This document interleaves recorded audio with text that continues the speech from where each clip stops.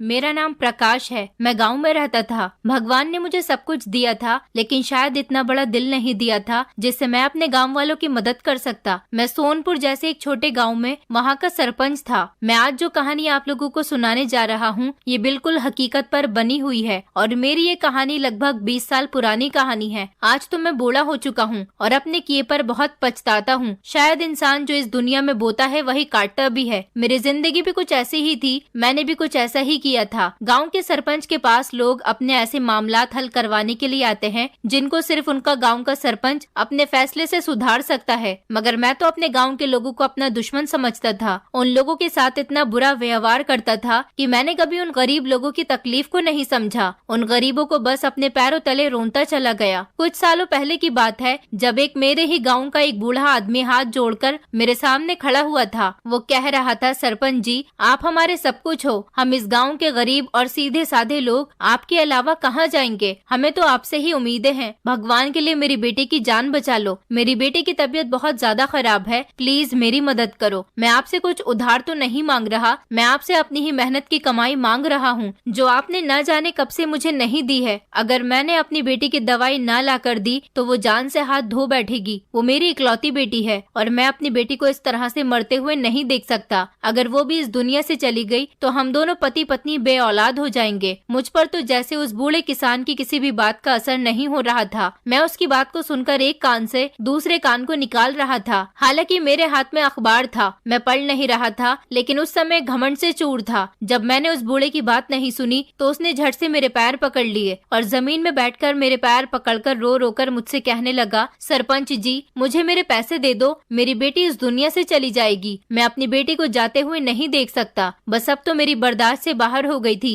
मैंने अपने नौकरों से कहा कि जाओ जाकर इसे दरवाजे से बाहर फेंक कर आओ और इसकी अच्छी तरह से खातिर भी करना ताकि इसे आइंदा से पता चल जाए कि सरपंच के सामने बोलने की सजा क्या होती है। तो मेरे ही दो नौकरों ने उस बूढ़े आदमी को दोनों तरफ से पकड़ लिया और उसको मेरी हवेली के बनाए गए एक छोटे से कमरे में ले जाकर उसको इतना मारा था कि उसके शरीर का कोई हिस्सा ऐसा नहीं था जो जख्मी ना हुआ हो। वो बूढ़ा किसान चीख रहा था, चिल्ला रहा था, पर ना मुझ पर और ना ही मेरे नौकरों पर कोई असर हो रहा था। उसके बाद मेरे नौकरों ने उसे गेट से उठाकर बाहर फेंक दिया था। बूढ़ा आदमी मुझे बद्दुआ देता रहा मगर किसी ने उसकी एक न सुनी। मैंने अपने ड्राइवर से कहा कि जल्दी से गाड़ी निकालो, मेरे बरखुरदार बेटे के आने का समय हो गया है। मेरा लाडला बेटा मेरे आने का इंतजार कर रहा होगा। ड्राइवर कहने लगा, सरपंच जी मगर गाड़ी का टायर तो पंक्चर है। मुझे ड्राइवर की इस बात पर गुस्सा आया। मैंने एक जोरदार तमाचा घुमाकर ड्राइवर के मुंह पर मार दिया। वो झट से जमीन पर गिर गया था। मैंने कहा कि कामचोर, तुम लोगों से कोई काम ठीक से भी नहीं होता या तुम लोग मुफ्त के टुकड़ों पर पल रहे हो। काम के ना काज के, जाओ जाकर जल्दी से दूसरी गाड़ी का बंदोबस्त करो। मुझे टाइम पर एयरपोर्ट पहुंचना है। अगर मैं टाइम पर एयरपोर्ट नहीं पहुंच पाया तो मैं तुम सबकी खाल उधेड़ दूंगा और फिर तुम लोगों का इतना बुरा हाल करूंगा कि तुम लोग सोच भी नहीं पाओगे। नमक हराम कहीं के। ड्राइवर ने जल्दी से दूसरी गाड़ी साफ की और गाड़ी के फ्रंट का दरवाजा मेरे लिए खोल दिया। मैंने ड्राइवर से कहा कि जाते समय गाड़ी खेतों के पास से लेकर गुजरना ताकि मैं देखूं कि खेतों में कामकाज कैसा हो रहा है, ये किसान कामकाज कर भी रहे हैं या नहीं। मेरे ड्राइवर ने थोड़ी देर के बाद गाड़ी खेतों के पास रोक दी। मैंने खेतों में चारों तरफ देखा तो गांव के सारे किसान मजदूर खेती करने में बिजी थे, जिन्हें देखकर मेरे चेहरे पर एक शैतानी मुस्कुराहट आ गई थी, क्योंकि गांव के सारे ही किसान अपनी पर्सनल जमीन होने के बावजूद भी मेरे काम के मोहताज थे, क्योंकि पूरे गांव में मेरा राज चलता था और कोई ऐसा नहीं था जो मुझसे ना डरता हो। इस गांव में जिन लोगों के पास जमीन थी भी मैंने उनसे उनकी जमीनें छीन ली थी और उन्हें सड़क पर ले आया था। अब गांव के सारे लोग मेरी गुलामी करने पर मजबूर थे, क्योंकि अगर वो ऐसा न करते तो शायद मैं उन्हें जिंदा ही नहीं छोड़ता। मैं गांव के लोगों के साथ बहुत अच्छा था, लेकिन जब से मैं गांव का सरपंच बना था तब से ही मैंने अपने आप को पूरी तरह से बदल लिया था और एक ऐसा सरपंच बन गया था जिसने इस पूरे गांव पर अपनी हुकूमत कर ली थी। मैं अपनी गाड़ी में बैठ गया। ड्राइवर ने गाड़ी शहर की तरफ ले ली थी, जहाँ मेरा इकलौता बेटा सनी विदेश से अपनी स्टडी कंप्लीट करके आज गाँव लौट रहा था। मेरा सिर्फ एक ही बेटा था जिसको हम दोनों पति पत्नी बहुत प्यार करते थे। मैंने अपने बेटे को बहुत लाड प्यार से पाला था। मेरे बेटे ने हमेशा मुझसे जो कहा था मैंने वही किया था। मैं अपने बेटे को कभी खुद से दूर नहीं करना चाहता था, लेकिन सन्नी की जिद की वजह से मुझे अपने बेटे को विदेश में लंदन पढ़ने के लिए भेजना ही पड़ गया था, क्योंकि मेरे बेटे का सपना था कि वो विदेश जाकर पढ़ना लिखना चाहता था और किसी काबिल बनने के बाद गाँव में आकर अपने गरीब गाँव वालों की मदद कर सके। वो इस बात से बेखबर था था कि मैं गाँव के लोगों पर कितना जुल्म करता था। यही वजह थी कि मेरा बेटा विदेश से पढ़ाई पूरी करने के बावजूद भी बहुत नरम बिहेवियर का था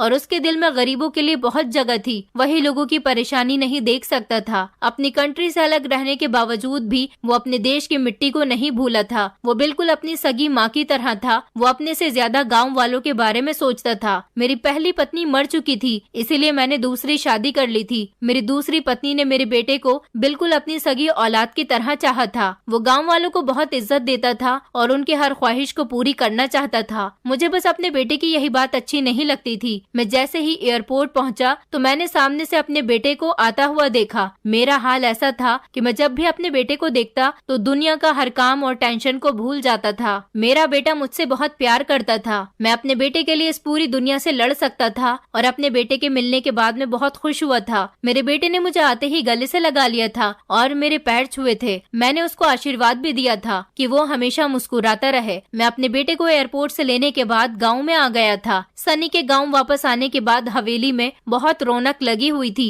मैंने अपने बेटे के आने की खुशी में पूरी हवेली को सजाया था ताकि मेरा बेटा ये सब देखकर बहुत खुश हो और उसके स्वागत में अच्छे से अच्छी तैयारी की थी। लेकिन मेरे बेटे ने घर आते ही सबसे पहले गरीबों को खाना बांटना शुरू कर दिया था और कुछ गरीबों को तो पैसे भी बांट रहा था। ये देखकर कि मेरा बेटा खाना और पैसे गरीबों में बांट रहा है, मुझे बिल्कुल भी अच्छा नहीं लगा था, बल्कि अपने बेटे पर गुस्सा आ रहा था कि वो ये सब कुछ क्यों कर रहा है। मैंने अपने गुस्से पर कंट्रोल किया क्योंकि कभी मैंने ना तो अपने बेटे पर हाथ उठाया था और ना ही उससे ऊंची आवाज में बात की थी। मैं अपने बेटे के पास गया और उससे कहने लगा, बेटे तुम क्यों इन गरीब लोगों के मुंह लग रहे हो? ये लोग तो वैसे भी बहुत लालची हैं। जहाँ अमीर इंसान देखा नहीं, भीड़ लगाकर उससे मांगने खड़े हो गए। मेरा बेटा कहने लगा, पापा जी मैं इन सबको ये देकर इन पर कोई एहसान नहीं करना चाह रहा, ये इनका हक है जो मैं इनको दे रहा हूँ। मेरे बेटे को ये नहीं पता था कि उसका पिता गाँव वालों के ऊपर कितना अत्याचार करता है। उन्हें उनकी मेहनत की कमाई तक नहीं देता, गरीब किसानों को मुआवजा नहीं देता और इनसे मेहनत भी खूब करवाता है। वो करता भी तो क्या करता, आखिर वो अपने पिता के खिलाफ तो नहीं जा सकता था। अपने घर के सब लोगों से मिलने के बाद सनी अपने गांव के दोस्तों से मिलने के लिए घर से निकल गया था और खेतों की तरफ जाने लगा। उसे ये देखकर बहुत दुख हुआ था कि उसके बचपन के दोस्त अपने माता पिता के साथ खेतों में काम कर रहे थे। सनी के दोस्त सनी से मिलकर बहुत खुश हुए थे। गाँव के सारे ही लोग उससे बहुत प्यार करते थे क्योंकि वो गाँव के हर इंसान को बहुत इज्जत दिया करता था। गाँव में लोग कहते थे कि उनको लगता ही नहीं है कि सनी मेरा बेटा है। मैं उन लोगों पर अत्याचार करता था जबकि मेरा बेटा उन लोगों के साथ हमेशा भलाई करता था। मेरे बेटे ने कभी ये घमंडी नहीं किया कि वो गाँव के सरपंच का बेटा है। सनी को घर से गए हुए काफी देर हो गई थी और मुझसे ये बात बर्दाश्त नहीं हो रही थी कि वो गाँव के लोगों के साथ अपना मेल जोल रखे, क्योंकि मैं खुद गाँव के लोगों को अपने आगे कुछ नहीं समझता था। मैं चाहता था कि मेरा बेटा भी मेरी तरह ही बने। मेरी पत्नी मुझे बहुत समझाती थी कि गाँव वालों पर इतना अत्याचार मत किया करो, लेकिन मैं ऐसा आदमी था जो किसी की भी सुनने वालों में से नहीं था। उल्टा मैं अपनी पत्नी को डांट दिया करता था। वो मेरी डांट से डर जाती थी। मैं उससे कहता था कि तुम अपनी एडवाइस अपने पास रखो, घर की औरतें सिर्फ रसोई घर में ही अच्छी लगती है, उन्हें ये हक नहीं कि वो मर्दों को एडवाइस दें। इसलिए बेहतर यही होगा कि तुम खामोश रहा करो। तुमसे ज्यादा बेहतर मैं जानता हूँ कि मुझे क्या करना चाहिए और क्या नहीं करना चाहिए। काफी देर के बाद जब सनी हवेली में लौटकर वापस आया तो उसे बहुत गुस्सा आ रहा था। उसे इस तरह से गुस्से में देखकर मेरा गुस्सा गायब हो गया था। मैंने सनी से पूछा, क्या हुआ बेटा, तुम्हें क्या हो गया है? और मैंने तुम्हें कितनी बार समझाया है कि गाँव वालों के मुंह मत लगा करो। तुम थके हुए आए हो, अपने कमरे में जाकर आराम कर लो। तुम तो आराम करने के बजाय गाँव वालों से मिलने के लिए चले गए हो। तुम तो मेरी बात सुनते ही नहीं हो और ना ही समझते हो। मेरा बेटा कहने लगा, पापा मैं अपने दोस्तों से मिलने के लिए गया था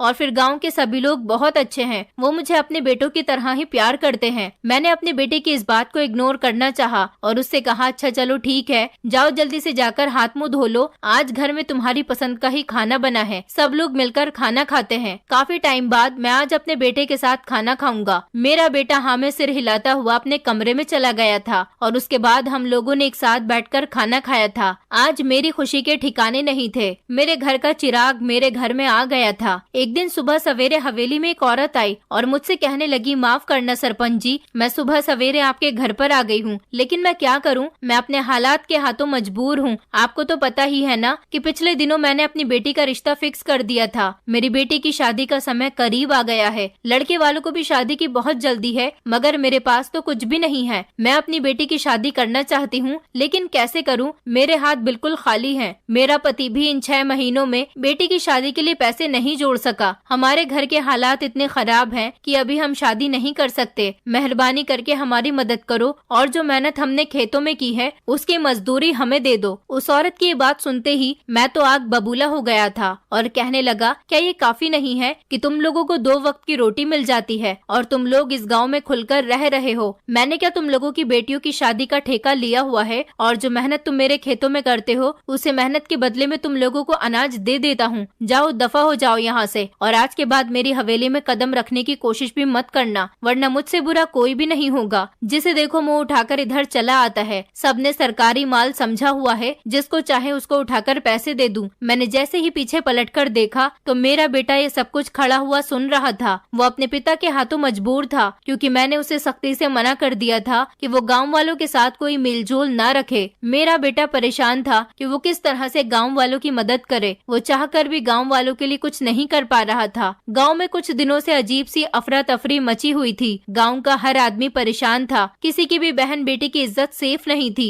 हर किसान दूसरे को ये बात बताने से कतरा रहा था कि उसके घर में कितनी परेशानी भरे दिन गुजर रहे हैं। हर किसी को लग रहा था कि उसकी बेटे की इज्जत नीलाम हो चुकी है, क्योंकि ऐसे ही तो नहीं कोई किसी को भारी रकम देकर जाता। ये खबर उड़ते उड़ते मुझ तक पहुंच गई थी कि पिछले 2 दिनों से गांव में एक नकाबपोश आदमी आ रहा है, जो लोगों के घरों में घुस जाता है। वो सिर्फ कुंवारी लड़कियों की इज्जत खराब करता है और जाते हुए नोटों की गड्डियां रखकर चला जाता है। गांव के हर आदमी ने उस इंसान को पकड़ने की बहुत कोशिश की, पर कोई भी उस इंसान को पकड़ नहीं सका। अब ऐसा हर दिन ही होने लगा था। गांव में एक डर का माहौल बना हुआ था। गांव के सारे किसान इकट्ठा होकर मेरी हवेली पर पहुंच गए थे कि किस तरह से उस इंसान को पकड़ सके ताकि उनकी इज्जत महफूज रह सके। मैं तो खुद इस मामले से बहुत परेशान था। मैं इसीलिए परेशान नहीं था कि लोगों की इज्जत खराब हो रही थी, बल्कि मैं इसीलिए परेशान था कि अगर गांव के लोगों को ऐसे ही पैसे मिलते रहे तो कोई भी मेरी गुलामी नहीं करेगा। और इस गांव में ऐसा था कौन जो मुझसे ज्यादा अमीर था? इस तरह से तो गांव में रहने वाला हर इंसान मालामाल हो जाएगा, और गांव में ज्यादातर लोग किसान ही थे। किसान भी अमीर हो जाएंगे और फिर वो मेरे खेतों में काम भी नहीं करेंगे। इस बात को तो मैं किसी भी कीमत पर बर्दाश्त नहीं कर सकता था। मेरा बेटा सनी भी इस बात से बहुत परेशान था, क्योंकि यह हादसा उसके कई दोस्तों के घरों में हो चुका था। एक तरह से तो वो बहुत खुश था कि जहाँ उसका पिता गाँव के लोगों को 1 रुपया भी नहीं देता, उधर वो इंसान लोगों के लिए नोटों की गड्डियां रखकर जा रहा था। लेकिन दूसरी तरफ वो इस वजह से परेशान था कि वो इसके बदले लड़कियों की इज्जत ले जाता है और फिर वो लड़कियां किसी को मुंह दिखाने के काबिल नहीं रहती। मैंने अपने बहुत सारे आदमी पहरे पर लगा दिए ताकि वो इंसान पकड़ा जाए और फिर मैं उसे कड़ी से कड़ी सजा दे सकूं। इसी तरह से मुझे पहरा लगाते हुए 1 हफ्ता गुजर गया था, मगर उसका कोई फायदा नहीं हुआ था। पता नहीं कैसे वो इंसान रात के अंधेरे में सबकी नजरों से बचकर निकल जाता था। उसने पहले से ही घर चुने हुए होते थे। वो हर रात 2 से 3 घरों में जाता था और अपना काम करने के बाद फौरन वहाँ से गायब हो जाता था। मेरे आदमियों में से कोई भी उसे पकड़ नहीं पा रहा था और मैं इस बात से बहुत परेशान था कि क्या वो इतना ताकतवर इंसान है कि किसी से भी पकड़ा नहीं जा रहा। एक दिन रात के पहरे के बाद मेरे आदमी सुबह सवेरे जब हवेली में आए और उन्होंने मुझे बताया कि वो आदमी अभी तक पकड़ा नहीं गया है, तो मैंने अपने आदमियों की खूब धुलाई की। मैंने उनसे कहा कि तुम सब मिलकर एक आदमी को नहीं पकड़ सकते क्या? वो तुम लोगों से ज्यादा ताकतवर हो गया है। तुम लोगों से कुछ नहीं होगा। लगता है अब मुझे खुद ही कुछ सोचना पड़ेगा। मैं भी देखता हूँ कि अब वो मुझसे कैसे बचेगा। आज तक प्रकाश के हाथ से कोई भी नहीं बच पाया, तो तुम लोग जाओ और जाकर अपना काम करो। ये सब मैं खुद देख लूंगा। उस इंसान ने तो मेरी रातों की नींदें दुश्वार कर दी थी। मेरा तो हर पल बेचैनी में गुजर रहा था। मैं दिन रात यही सोचता रहता था कि मैं इस आदमी को कैसे पकड़ूं जिसने मेरे गांव में मेरी हुकूमत में आकर ये सब कुछ बर्बाद करके रख दिया। गांव के लोगों ने एक बार इस इंसान को देखा था और पकड़ने की बहुत कोशिश भी की थी, मगर वो इंसान पकड़ा नहीं गया। गांव वालों के बताए हुए हुलिये के मुताबिक उस इंसान ने काले रंग के कपड़े पहने हुए होते थे और अपने चेहरे पर मास्क लगाया हुआ होता था।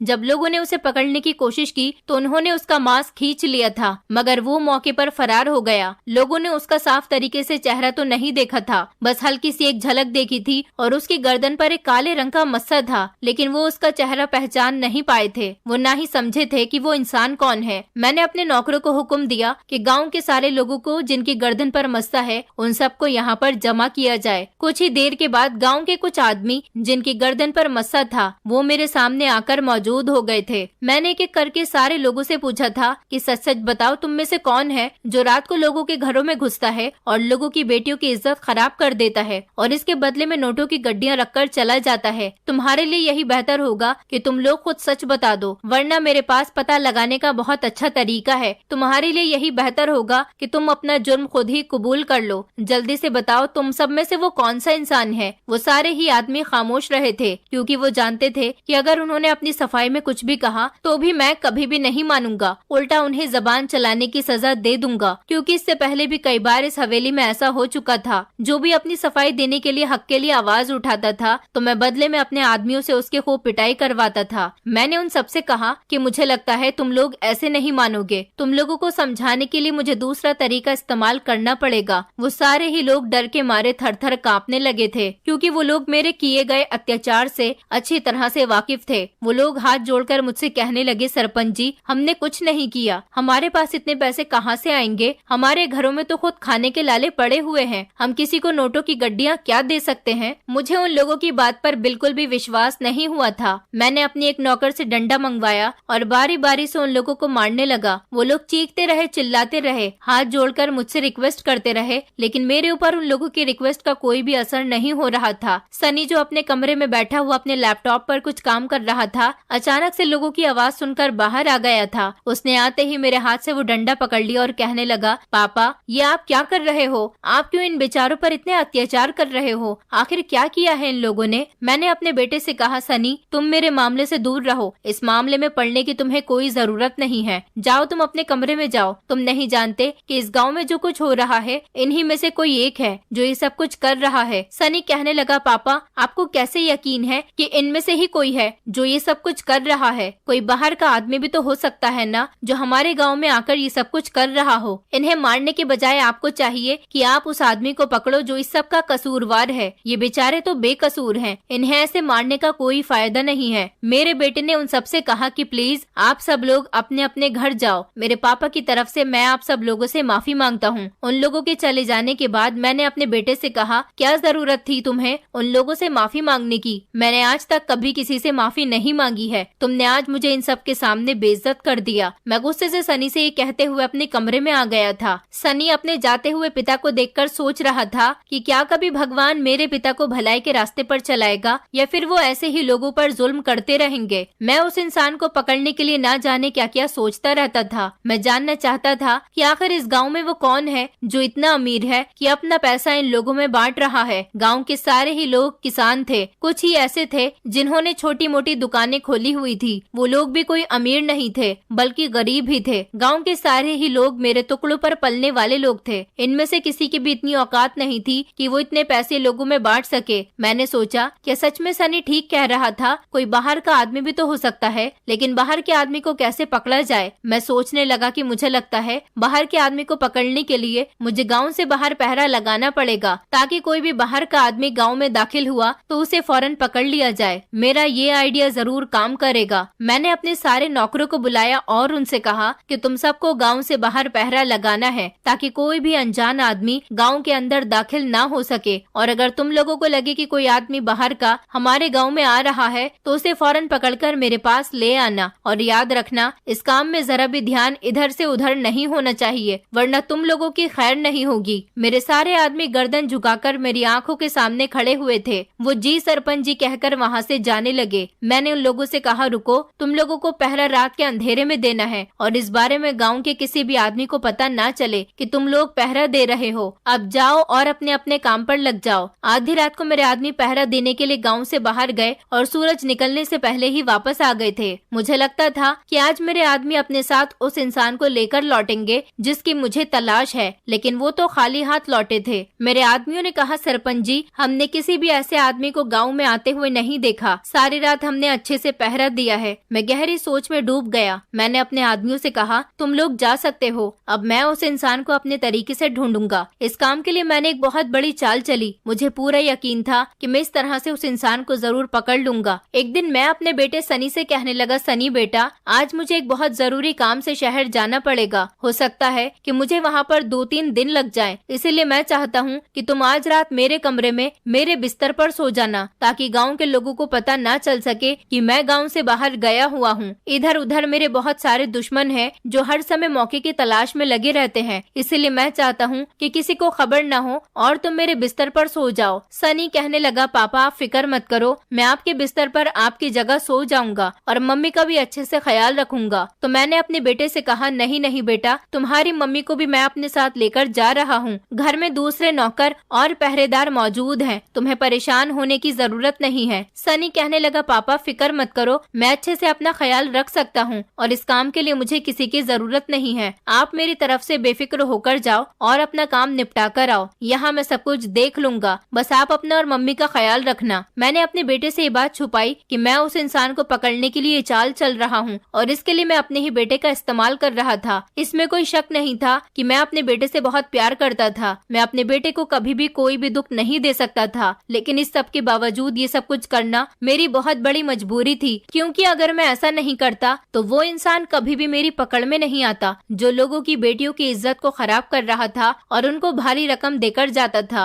मुझे मेरी पत्नी और एक नौकर के अलावा किसी को पता नहीं था कि मैं कहीं नहीं जा रहा, बल्कि हवेली में ही मौजूद हूँ। सबको यही पता था कि मैं जरूरी काम से 2-3 दिन के लिए शहर जा चुका हूँ। मैंने खुद को और अपनी पत्नी को हवेली के ही एक स्टोर रूम में छुपा लिया था ताकि कोई हमें देख न सके। नौकर ने मेरी और मेरी पत्नी के खाने पीने की और जरूरत की हर चीज को स्टोर रूम में ही मौजूद कर दिया था। मैं दिन के ढलने का इंतजार करने लगा था। जैसे ही शाम हुई तो फाइनली मेरे इंतजार की घड़ियां खत्म हो चुकी थी। मैं धीरे धीरे कदम उठाता हुआ स्टोर रूम से बाहर निकल आया था और अपने घर से बाहर निकलने के लिए पीछे वाले रास्ते की तरफ जा रहा था। मेरे लिए हवेली से बाहर निकलना कोई मामूली बात नहीं थी, क्योंकि मेरे ही आदमी मेरी हवेली के चारों तरफ से पहरेदारी करते थे। मैं और मेरी पत्नी छुपते छुपाते धीरे धीरे कदम उठाते हुए हवेली से बाहर आ गए थे। बाहर पूरी तरह से सन्नाटा छाया हुआ था। सारे नौकर भी बाहर ही चारपाई पर सो रहे थे और कोई मुझे नजर नहीं आ रहा था। मैंने हवेली के बाहर सनी के कमरे की तरफ देखा तो उसके कमरे की लाइट ऑन थी, जिससे आइडिया लगाया जा सकता था कि वो किसी काम में बिजी होगा। आखिर इतनी रात को उसको क्या काम आ गया? इसका मतलब है कि मेरा बेटा अभी तक मेरे कमरे में बिस्तर पर सोने के लिए नहीं गया था। मैंने अपनी पत्नी से कहा कि चलो हवेली के अंदर चलकर ही कहीं छुप जाते हैं। तभी अचानक मुझे किसी की आहट सुनाई दी तो हम दोनों बाहर ही एक कोने की तरफ को छुपकर खड़े हो गए थे। कुछ देर के बाद जब मुझे कुछ महसूस हुआ कि वहाँ पर कोई नहीं है तो हम दोनों वहाँ से निकले और हवेली के अंदर वापस आ गए थे और अपने कमरे की तरफ चल पड़े। कमरे में जाकर मेरी पत्नी मुझसे कहने लगी, पता नहीं क्या मुसीबत है कि हमें अपने ही घर में चोरों की तरह रहना पड़ रहा है। मैंने अपनी पत्नी से कहा, दिलासा रखो, उस इंसान के बारे में सोचो, वो कितना रहमदिल इंसान है जो लोगों की इज्जत खराब करने के बाद उन्हें मालामाल कर जाता है। आखिर मेरे अलावा इस गाँव में किसके पास इतना पैसा है जो इन किसानों पर लुटा रहा है? तभी अचानक मुझे बाहर से किसी के बोलने की आवाज आ रही थी। हम दोनों खिड़की के पर्दों के पीछे छुप गए थे। कुछ देर के बाद सनी कमरे में दाखिल हुआ था। उसके हाथ में कुछ सामान था, ठीक से दिखाई नहीं दे रहा था, मगर इतना लग रहा था कि उसके पास कपड़े हैं। उसने वो सामान साइड टेबल पर रख दिया था और सोने के लिए मेरे बिस्तर पर लेट गया था। मेरी पत्नी ने थोड़ा सा पर्दा हटाकर देखा तो मेरा बेटा सुकून की नींद सो रहा था। मेरी पत्नी कहने लगी, आखिर साइड टेबल पर ये कैसा सामान रखा हुआ है? मैंने अपनी पत्नी से गुस्से में कहा, खामोश हो जाओ, ऐसा न हो कि हमारी मौजूदगी का किसी को पता चल जाए और मेरे सारे किए कराए पर पानी फिर जाए। लगभग आधी रात गुजर चुकी थी मगर वो इंसान नहीं आया था। गांव में कहीं से भी शोर शराबे की आवाज नहीं आई थी। इसका मतलब वो गांव में आया ही नहीं था। आज मैंने सारे गांव में इस बात के बारे में बता दिया था कि हमारे घर की एक जवान नौकरानी हमारे घर का ख्याल रखेगी और वो जब तक हम दोनों पति पत्नी घर नहीं आ जाते तब तक हमारे घर पर ही रहेगी। उस इंसान को ये बात पता क्यों नहीं चली कि हमारे घर की नौकरानी घर पर अकेली है? उसे मेरी नौकरानी की इज्जत पर हाथ डालने के लिए आना चाहिए था और इस तरह मैं उसे मौके पर पकड़ लेता। इसी वजह से हम दोनों पति पत्नी अपने ही कमरे में छुप गए थे, क्योंकि हमारे पूरे घर में कैमरे लगे हुए थे, सिर्फ मेरे और मेरे बेटे के कमरे के अलावा। मुझे पूरा यकीन था कि वो आज की रात मेरी हवेली पर नौकरानी की इज्जत पर हाथ डालने के लिए जरूर आएगा।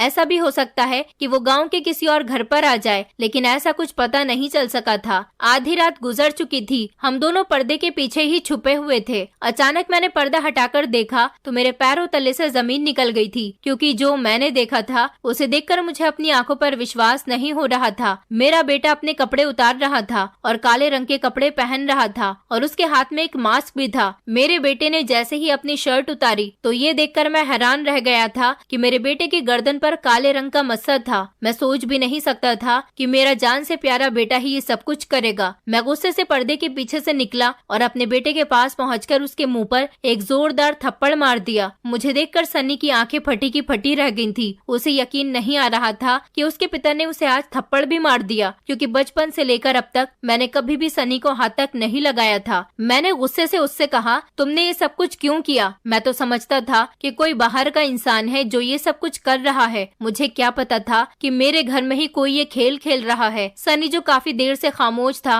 और मेरी बातें सुन रहा था, एकदम से कहने लगा, तो बताइए ना पापा, मैं क्या करता? आपका गांव वालों पर इतना अत्याचार करना मुझसे देखा नहीं जा रहा था। आप लोगों को उनकी मेहनत की कमाई भी नहीं देते थे। उल्टा अगर आपसे कोई अपनी मेहनत की कमाई मांग लेता तो आप उसकी खूब बेइज्जती करते और उसकी पिटाई भी करते। यहाँ तक कि आप किसी की भी बहन बेटी की शादी के लिए भी पैसे तक देने के लिए तैयार नहीं होते थे। आप इस गांव के सरपंच हो, लोगों को आपसे कितनी उम्मीदें हैं, लेकिन आप सरपंच होने के बाद भी किसी की परेशानी को नहीं समझते। मुझसे ये सब कुछ देखा नहीं जा रहा था, इसलिए मैंने सोचा क्यों ना मैं ये तरीका अपनाकर लोगों की मदद करूं। मैंने कुछ गलत नहीं किया, बल्कि मैंने सच्चाई और ईमानदारी के साथ उनको उनका हक दिया है जो कि आप उनसे छीन चुके थे, और हकदारों को उनका हक देना कोई गलत बात नहीं है। मैंने आपको ये बात इसलिए नहीं बताई थी कि अगर आपको पता चल जाता तो आप गांव के लोगों के साथ और ज्यादा गलत बिहेव करना शुरू कर देते। आपकी अदालत में किसी को भी माफी नहीं मिलती है। मैं खुद को दुनिया का सबसे बदनसीब लड़का समझता हूँ। मैंने इस घर में जन्म लिया जहाँ इंसान की कोई कदर और कीमत नहीं है। मैं अपने बेटे की बातों पर खामोश था और उसकी बातें खामोशी से सुन रहा था। शायद आज अपने बेटे की सारी बातें सुनकर मुझे शर्मिंदगी महसूस हो रही थी। मेरे बेटे ने कहा, पापा आपको आपके सारे पैसे जल्दी ही वापस लौटा दूंगा, लेकिन मैं आपके साथ आपके घर में नहीं रह सकता, क्योंकि मैं ऐसे इंसान के साथ बिल्कुल भी नहीं रह सकता जिसे लोगों की अहमियत ही न हो, जो अपने आगे किसी को कुछ ना समझता हो। मैंने आपके काफी सारे पैसे लोगों में बांट दिए हैं और मैंने किसी की भी बेटी की इज्जत के साथ कोई खिलवाड़ नहीं किया है। मैं जिस लड़की के पास जाता था उसे पैसे देता था। उस लड़की को सारी बातें बता दी थी कि मैं तुम्हारी इज्जत को खराब करने नहीं आया, लेकिन तुम्हें सारे गांव में यही बताना है कि उस नकाब पोशने लड़कियों की इज्जत खराब की है, उसके बाद ही उन्हें पैसे दिए हैं। आपको आपके सारे पैसे जल्दी ही मिल जाएंगे। अपने बेटे की बात सुनकर मेरी आंखों में आंसू आ गए थे। मैंने कहा, नहीं बेटा, मुझे पैसों की जरूरत नहीं है, बल्कि तुम मुझे माफ कर दो। मैं भटक गया था। दुनिया की दौलत ने मुझे अंधा कर दिया था। लालच ने मुझे अच्छे बुरे की तमीज भुला दी थी। मैं तुमसे वादा करता हूँ कि आज के बाद मैं किसी का भी हक नहीं खाऊंगा और गांव के सारे लोगों के साथ अच्छा बनकर रहूंगा और किसानों को उनका हक दूंगा। मैं सच्चे दिल से तुमसे माफी मांगता हूँ। मैंने गांव के सारे लोगों से उनकी छीनी हुई उनकी जमीनें उन्हें वापस कर दी थी और उनको अब तक का उनका मुआवजा भी दे दिया था और उनसे अपने बुरे बिहेवियर की माफी भी मांगी थी। गाँव वालों ने भी मुझे सच्चे दिल से माफ कर दिया था। जहाँ लोग मेरे डर की वजह से मेरी इज्जत किया करते थे, रहम दिल होने की वजह से उनके दिलों में मेरी इज्जत और भी बढ़ गई थी। मैं तो भलाई के रास्ते पर चल निकला था। अब गांव का कोई भी इंसान मेरी एडवाइस के बिना कोई काम नहीं करता। गांव की हर लड़की की शादी की जिम्मेदारी मैंने खुद ली थी। गांव वाले मेरे इस बिहेवियर से बहुत खुश हैं। वो सब सनी और मुझे बहुत सारी दुआएं देते हैं। उनकी दुआओं की वजह से ही मेरी जिंदगी अच्छे तरीके से गुजरी, लेकिन आज 20 साल बाद मैं बीमार हूँ और बिस्तर पर लगा हुआ हूँ। इन 20 सालों में मैंने अपने बेटे की शादी भी कर दी। मेरी बाकी की जिंदगी बहुत अच्छी गुजरी। मेरे घर में 2 पोता पोती भी आ गए, जिनके साथ मेरा बहुत अच्छा समय गुजरता है। मेरी जगह मेरे बेटे को गांव का सरपंच बना दिया गया है। वो मुझसे बेहतर मेरे गांव की जिम्मेदारियों को संभाल रहा है। गांव के लोग तो मेरे बेटे की तारीफें करते नहीं थकते। हमारे गांव में बहुत सुख शांति बनी हुई है। मेरी बीमारी की वजह से ये मेरा बहुत कड़ा वक्त है। मेरे इस कड़े वक्त में मेरा साथ मेरे अपने ही गाँव के लोगों ने और मेरा बेटा दे रहा है। मेरे बेटे की पत्नी भी बहुत अच्छी है। मुझे एहसास ही नहीं होता कि मैं बीमार हूँ। मैं आज भी इन लोगों से माफी मांगता हूँ। मैंने इन लोगों के साथ बहुत गलत किया था। अब पता नहीं कब भगवान मुझे अपने पास बुला ले, लेकिन मैं चाहता हूँ कि अपने घमंड में आकर कोई भी इंसान ऐसा ना करे जैसा मैंने अपने गाँव के लोगों के साथ किया था। दोस्तों, उम्मीद करती हूँ आपको हमारी कहानी पसंद आई होगी। कहानी पसंद आई है तो वीडियो को लाइक करें। चैनल पर नए हैं तो तो चैनल को सब्सक्राइब करें और हाँ, नोटिफिकेशन बेल को जरूर दबाएं ताकि अगली अपडेट सबसे पहले आपको मिले।